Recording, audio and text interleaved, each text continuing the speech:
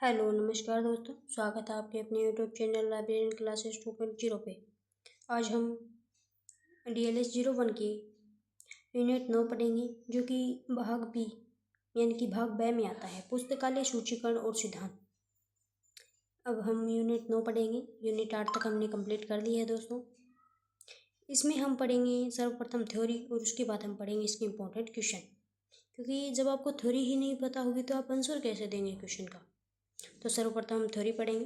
तो देखिए दोस्तों, इकाई 9 पुस्तकालय सूची, इसकी जो आवश्यकता है, उद्देश्य एवं कार्य के बारे में पढ़ेंगे। यानी कि जो पुस्तकालय सूची है उसकी जो आवश्यकता क्यों है, उद्देश्य एवं इसके कार्यों के बारे में पढ़ेंगे दोस्तों। Library catalogue, need, purpose and function. सर्वप्रथम दोस्तों हम इसका इंट्रोडक्शन पढ़ते हैं। पुस्तकालय में पुस्तकों और प्रलेखों का कितना भी बड़ा संग्रह क्यों न हो, यदि पाठकों को यह पता ही न चले कि पुस्तकालय में कौन सी पुस्तक उपलब्ध है और कहाँ रखी है, तो वह संग्रह व्यर्थ हो जाता है। यानी कि पुस्तकालय में जो पुस्तकों और प्रलेखों का कितना भी बड़ा संग्रह क्यों ना हो दोस्तों, यदि पाठकों को अगर पता ही नहीं होगा कि पुस्तकालय में कौन सी पुस्तकें हैं और कहाँ रखी है, तो वह संग्रह उनके लिए व्यर्थ है दोस्तों। पुस्तकालय सूचीकरण वह प्रक्रिया है जो इस समस्या को दूर करती है। यानी कि जो कैटालॉगिंग है वो इस समस्या को दूर करती है दोस्तों। पुस्तकालय सूची यानी कि लाइब्रेरी कैटालॉग, पुस्तकालय में जो उपलब्ध संपूर्ण अध्ययन सामग्री है उनको एक व्यवस्थित कुंजी या मार्गदर्शिका होती है दोस्तों, जो पाठकों और पुस्तकालय कर्मचारियों को समय की बचत करती है। हम देखते हैं हम पुस्तकालय सूची का तात्पर्य एवं परिभाषा, यानी कि मीनिंग एंड डेफिनेशन। कैटालॉग शब्द की जो उत्पत्ति है वो ग्रीक भाषा के दो शब्द यानी कि काटा और लोगस, जिसमें काटा का जो अर्थ होता है दोस्तों होता है अनुसार, और लोगोस जिसका उत्तर होता है जिसका जो अर्थ होता है दोस्तों कर्म होता है, जिसका अर्थ एक निश्चित कर्म के अनुसार है दोस्तों। सरल शब्दों में पुस्तकालय में उपलब्ध पुस्तकों की किसी निश्चित योजना या नियम के अनुसार तैयार की गई व्यवस्थित सूची को पुस्तकालय सूची कहते हैं। यानी कि जो पुस्तकालय में उपलब्ध पुस्तकें हैं उनको किसी निश्चित योजना या नियम के अनुसार अगर तैयार की गई है तो व्यवस्थित सूची को पुस्तकालय सूची कहते हैं दोस्तों। पुस्तकालय सूची बनाम व्यापारिक सूची, यानी कि कैटालॉग वर्सेस बिब्लियोग्राफी या इन्वेंटरी। पुस्तकालय सूची केवल उसी विशिष्ट पुस्तकालय में मौजूद पुस्तकों को दर्शाती है, जबकि ग्रंथ सूची यानी कि बिब्लियोग्राफी में किसी विषय पर दुनिया भर में छपी किताबों का विवरण होता है दोस्तों। जो ग्रंथ सूची है उसमें जो किसी विषय पर जो दुनिया भर में जितनी भी पुस्तकें छपी है दोस्तों उनका विवरण होता है। अब हम इसकी प्रमुख परिभाषाएं देखते हैं दोस्तों। पुस्तकालय सूची किसी निश्चित योजना के अनुसार व्यवस्थित प्रलेखों की सूची होती है जो किसी विशिष्ट पुस्तकालय में संग्रह तक ही सीमित होती है। जे मिल्स ने परिभाषा दी है दोस्तों। यानी कि पुस्तकालय सूची किसी निश्चित योजना के अनुसार व्यवस्थित प्रलेखों की सूची है जो किसी विशिष्ट पुस्तकालय के संग्रह तक ही सीमित होती है दोस्तों। ये जे मिल्स की परिभाषा है, आप याद रखिए, क्योंकि इसमें परिभाषा पूछी जाती है कि जे मिल्स ने पुस्तकालय सूची के लिए कौन सी परिभाषा दी है, वो परिभाषा बताए, या फिर परिभाषा देकर पूछा जाता है कि ये परिभाषा कौन से वैज्ञानिक ने दी है। तो आप इन्हें याद रखिए दोस्तों। पुस्तकालय सूची एक ऐसा उपकरण है जो पुस्तकालय में संग्रहित पाठ्य सामग्री के विषय को पाठक के प्रश्नों का तुरंत और सटीक उत्तर प्रदान करता है। यानी कि जो पुस्तकालय सूची है वो एक ऐसा उपकरण है दोस्तों जो पुस्तकालय में जो संग्रहित पाठ्य सामग्री है उसके जो विषय में जो पाठक है उसको प्रश्न तुरंत सटीक उत्तर प्रदान करता है दोस्तों। ये डॉक्टर SR रंगानाथन ने दी है, ये याद रखना दोस्तों। आप देखते हैं हम पुस्तकालय सूची की आवश्यकता एवं उद्देश्य देखते हैं दोस्तों। Need and purpose. पुस्तकालय में सूची की आवश्यकता निम्नलिखित उद्देश्यों को पूरा करने के लिए होती है दोस्तों। पाठकों की जो खोज है उसको सुगम बनाना, यानी कि सरल बनाना। जब कोई पाठक पुस्तकालय में आता है तो वह कई अलग अलग तरीकों से पुस्तकों की खोज कर सकता है। सूची इन सभी रास्तों को आसान बनाती है। लेखक द्वारा, यानी कि बाय ऑथर। यदि पाठक को केवल लेखक का नाम पता हो तो वह उस सूची में लेखक का नाम देखकर भी बुक ढूंढ सकता है दोस्तों। आख्या द्वारा, यानी कि बाय टाइटल। यदि पाठक को केवल पुस्तक का नाम याद हो। विषय द्वारा, बाय सब्जेक्ट। यदि पाठक को किसी विशिष्ट विषय जैसे राजस्थान का इतिहास पर उपलब्ध सभी पुस्तकें देखना चाहते हो, यानी कि यदि पाठक को किसी विशिष्ट विषय पर उपलब्ध सभी पुस्तकें देखना चाहता हो तो वह विषय के द्वारा ही पुस्तकें देख सकता है दोस्तों। डॉक्टर SR रंगानाथन के अनुसार उद्देश्य। चार्ल्स एमी कटर और डॉक्टर ऐसा रंगनाथन के अनुसार सूची के मुख्य उद्देश्य देखिए दोस्तों, पाठक को यह बताना कि पुस्तकालय में किसी विशिष्ट लेखक आख्या विषय की पुस्तक उपलब्ध है या नहीं, यानी कि उनके अनुसार जो पुस्तकालय सूची का उद्देश्य हो यह है दोस्तों कि पाठक को यह बताना कि पुस्तकालय में किसी विशिष्ट लेखक या आख्या या विषय की पुस्तक उपलब्ध है या नहीं। पुस्तकालय में किसी लेखक की कौन सी कृतियाँ और किसी विषय के कौन कौन से संस्करण उपलब्ध है, यह एक नज़र में दिखाने, यानी कि जो पुस्तकालय में जो किसी लेखक की कौन कौन सी जो कृतियाँ हैं और कौन कौन से जो विषय है संस्करण है वो उपलब्ध है, वो एक ही नज़र में दिखाना दोस्तों। पुस्तकालय को निधानी स्थान बताकर उसे अलमारी में तुरंत प्राप्त करने में सहायता करना दोस्तों। पुस्तकालय सूची के जो प्रमुख कार्य एवं उपयोगिता देखते हैं दोस्तों। अन्वेषण कार्य, फाइंडिंग लिस्ट फंक्शन, यह पुस्तकालय के संपूर्ण संग्रह के लिए खोज सूची का कार्य करती है दोस्तों। इसके बिना पाठक विशाल पुस्तक संग्रह में खो जाएगा।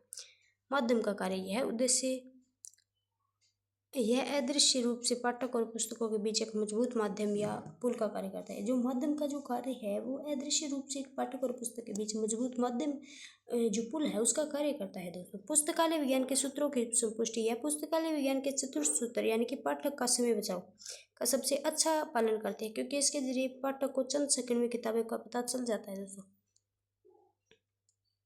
प्रशासनिक उपयोगिता, इसमें जो प्रशासनिक उपयोगिता है दोस्तों, देखिए पुस्तकालय कर्मचारियों को नई पुस्तकों का चयन, डुप्लीकेट पुस्तकें खरीदने से बचने और स्टॉक वेरिफिकेशन, यानी कि जो स्टॉक में जो उन स्टॉक्स का जो वेरिफिकेशन करने में सूची में अत्यधिक सहायता मिलती है।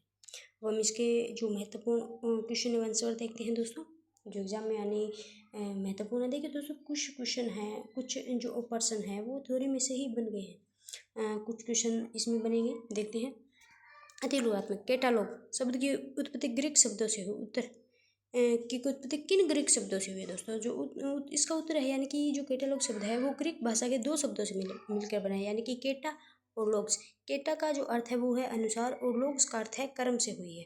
पुस्तकालय सूची और सामान्य ग्रंथ सूची में क्या मुख्य अंतर है? देखिए दोस्तों ये क्वेश्चन आप इम्पोर्टेंट लगा लीजिए, ये आपको एग्जाम में मिलेगा, क्योंकि ऐसे क्वेश्चन ज़्यादातर पूछे जाते हैं। पुस्तकालय सूची केवल किसी एक विशिष्ट पुस्तकालय से उपलब्ध पुस्तकों की सूची होती है दोस्तों। जो पुस्तकालय सूची है वो किसी विशिष्ट पुस्तकालय में उपलब्ध पुस्तकों की सूची होती है, जबकि ग्रंथ सूची किसी विषय या लेखक की किसी विश्व भर में उपलब्ध सभी प्रासंगिक पुस्तकों की सूची होती है। यानी कि जो बिब्लियोग्राफी है या ग्रंथ सूची है वो किसी विषय पर पूरे देश भर में या विश्व में जो उपलब्ध सभी उसकी जो पुस्तकें हैं उनकी सूची होती है दोस्तों। पुस्तकालय सूची मुख्य रूप से किन तीन माध्यम से पुस्तक खोजने में मदद करती है? तो देखिए दोस्तों लेखक का नाम, यानी कि जो टाइटल है या आख्या है उसके नाम से, जो पुस्तक है उसके नाम से, तीन तरह से खोजने में मदद करती है दोस्तों, लेखक, आख्या और विषय। इसमें लघुतरात्मक प्रश्न देखते हैं दोस्तों। पुस्तकालय विज्ञान के चतुर्थ सूत्र के संदर्भ में पुस्तकालय सूची के महत्व को स्पष्ट कीजिए। यानी कि जो पुस्तकालय विज्ञान के जो चौथा सूत्र है उसके जो संदर्भ में है वो पुस्तकालय सूची के महत्व को स्पष्ट करना है। तो पुस्तकालय विज्ञान का चतुर्थ सूत्र है, देखिए दोस्तों, पाठक का समय बचाओ। यदि पुस्तकालय में सूची न हो तो पाठक को अपनी मनपसंद किताब ढूंढने के लिए सैकड़ों अलमारियों को छानना पड़ता है। यानी कि यदि पुस्तकालय में जो सूची नहीं होगी, कैटालॉग नहीं होगा, तो जो पाठक है उसको अपनी मनपसंद जो किताब ढूंढने में जो सैकड़ों अलमारियाँ हैं उसको छानना पड़ता है, जिससे उनका समय और ऊर्जा दोनों ही नष्ट होती है दोस्तों। पुस्तकालय सूची में लेखक, आख्या, विषय के कार्ड व्यवस्थित रूप से सजे होते हैं दोस्तों, जिससे पाठक तुरंत पुस्तक का क्रमांक अंक प्राप्त कर अलमारी से सीधे किताब निकाल लेता है। यानी कि जो कैटालॉग है, जो पुस्तकालय सूची है, उसमें लेखक और जो उसका मेन टाइटल है और जो विषय है वो कार्ड व्यवस्थित रूप से होते हैं दोस्तों, जिससे है ना जो पाठक है वो तुरंत पुस्तक का जो कॉल नंबर है प्राप्त कर अलमारी से सीधे ही किताब ले सकता है दोस्तों, जिससे उसका समय बचता है। पुस्तकालय सूची के प्रशासनिक कार्य लाभों का संक्षेप से वर्णन कीजिए। जो पुस्तकालय सूची केवल पाठकों के लिए ही नहीं बल्कि पुस्तकालय प्रशासन के लिए भी आवश्यक है दोस्तों। सटीक पुस्तक चयन देखते हैं दोस्तों। नया बजट आने पर कौन सी किताबें खरीदनी है और कौन सी पहले उपलब्ध है, इसकी जानकारी सूची से मिलती है। यानी कि जो नया बजट आने पर कौन सी किताबें खरीदनी है और कौन सी पहले से उपलब्ध है, इसकी जानकारी सूची मिलती है दोस्तों। इसे स्टॉक वेरिफिकेशन। साल के अंत में पुस्तकालय की सभी पुस्तकों का भौतिक स्थापन यानी कि स्टॉक वेरिफिकेशन करने में सूची मुख्य आधार बनाती है दोस्तों। अब दीर्घ उत्तरात्मक क्वेश्चन पढ़ते हैं दोस्तों।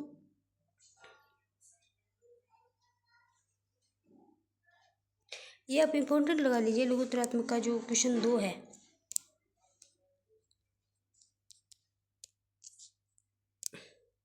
पुस्तकालय सूची को परिभाषित कीजिए, इसके उद्देश्य, कार्य और पुस्तकालय में इसकी आवश्यकता की सविस्तार विवेचना कीजिए। ये आप इम्पोर्टेंट लगा लीजिए।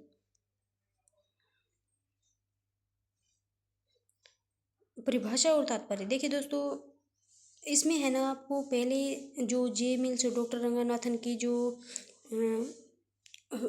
आपको परिभाषा बताई थी मैंने, वो लिखनी है। उसके बाद जो उसका ग्रीक भाषा में जो पुस्तकालय सूची का जो अर्थ है वो लिखना है। उसके बाद आपको जो आवश्यकता और उद्देश्य दी है वो लिखना है, क्योंकि ये क्वेश्चन बहुत ज़्यादा बड़ा हो जाता है उत्तर। जो मैंने आपको थ्योरी में करवा दिया है तो दोबारा करने की जरूरत नहीं है। आप थ्योरी पढ़ लोगे तो आपको ऑटोमेटिक आपको उत्तर याद हो जाएगा। तो अब आगे देखते हैं खोज उपकरण के रूप में बारे में। पाठकों को पुस्तकालय के भीतर किसी भी पुस्तक की उपलब्धता सुनिश्चित कराना, संग्रह का प्रदर्शन, पुस्तकालय की सफलता को दिखाना कि किस विषय पर कितनी अध्ययन सामग्री मौजूद है, समय की बचत, पाठकों और कर्मचारियों दोनों के श्रम और समय को यांत्रिक रूप से बचाना, संदर्भ सेवा में सहायक, संदर्भ पुस्तकालय अध्यक्ष, इसके माध्यम से शोधार्थियों को तुरंत सही प्रलेख तक पहुंचाने में सक्षम होता है। दोस्तों, जो संदर्भ सेवा में जो सहायक है, संदर्भ पुस्तकालय अध्यक्ष है, रेफरेंस लाइब्रेरियन है, इसके माध्यम से शोधकार्यों को तुरंत सही प्रलेख पहुंचाने में सक्षम होता है। दोस्तों देखिए दोस्तों, आपकी जो यूनिट 9 है पार्ट बी की, मान लीजिए पार्ट बी की फर्स्ट यूनिट है, वैसे तो आपकी 9th यूनिट है। ये आपकी कंप्लीट हो गई है दोस्तों, और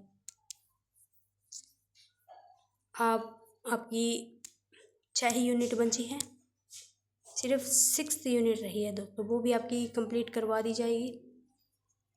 तो आप हमारे चैनल को लाइक कर दीजिए, सब्सक्राइब कर दीजिए और वीडियो को शेयर कर दीजिए।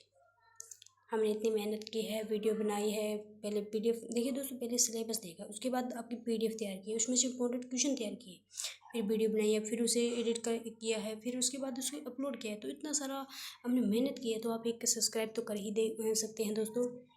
तो अभी आपको लग रहा होगा कि ये इम्पोर्टेंट क्वेश्चन नहीं है, पर जब आप एग्ज़ाम दोगे और आप उसमें हमारे बताए हुए सभी क्वेश्चन, लगभग 99% क्वेश्चन आपको वहाँ पर मिलेंगे, तब आपको एहसास होगा कि हाँ, हमने जो क्वेश्चन बताए थे वो आए हैं। तो चलिए दोस्तों, मिलते हैं यूनिट 10 में आगे। अभी तक आपकी 9 यूनिट कंप्लीट हो गई हैं। हमारे चैनल को सब्सक्राइब कीजिए, बने रहिए हमारे साथ। धन्यवाद।